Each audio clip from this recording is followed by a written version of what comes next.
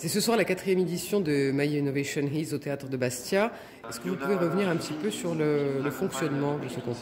Cette année, donc, nous avons le plaisir de pouvoir réaliser cette édition avec l'Université de Corse Pasquale Paoli, qui est actionnaire et membre fondateur de la SATUDES, également avec l'incubateur de Corse Inizia, et se joignent à nous dans l'aventure Pépite Corse, ENJ ainsi que Yoda Consulting. Pouvez nous expliquer le déroulé de la soirée, s'il vous plaît? Le déroulé de la soirée consistera en un concours de pitch durant lequel vous verrez se succéder tour à tour 14 talents de la recherche publique sur scène. Chacun viendra pitcher, c'est-à-dire expliquer et présenter son projet innovant sous un format de 3 minutes sans support visuel, un petit peu comme les conférences TED qui sont populaires de nos jours.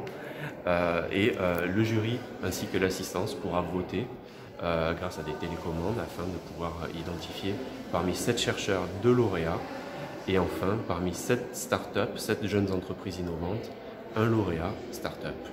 Moi je travaille en tant que doctorante dans le projet FEU, je travaille principalement sur les interfaces forêt-habitat. Les interfaces forêt-habitat, c'est des zones très présentes en Corse, c'est des zones où les constructions et le milieu naturel se rencontrent. Donc en cas d'incendie, ces zones sont très vulnérables parce que le feu va facilement se propager aux constructions. Et donc moi mon travail consiste principalement à essayer de prédire la vulnérabilité des maisons dans ces zones.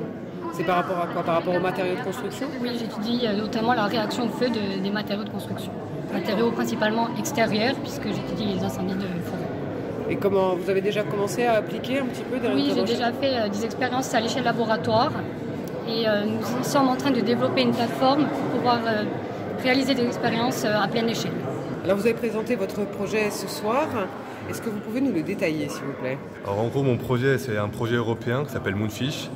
Je travaille dessus en tant qu'enseignant-chercheur doctorant à l'Université de Corse.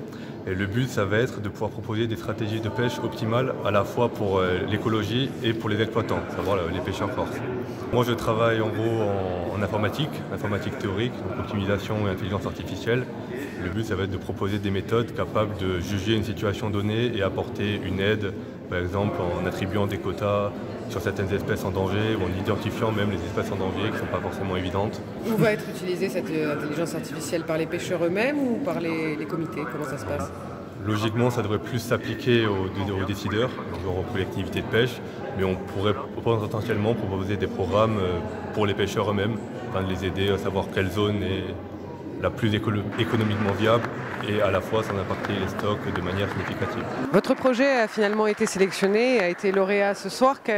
Quel est votre ressenti? Je suis très content d'avoir pu représenter mon projet de recherche, mes activités, et j'espère que l'ensemble de nos partenaires seront contents de ma présentation. Ça montre que les approches qu'on propose ont l'air cohérentes et j'espère qu'elles le seront effectivement, qu'on pourra prouver par A plus B que nos partenaires ont bien fait de nous faire confiance.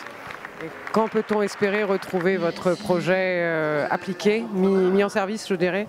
Alors moi, il me reste encore 2 ans de thèse à réaliser, donc j'espère pouvoir proposer un produit fini d'ici là.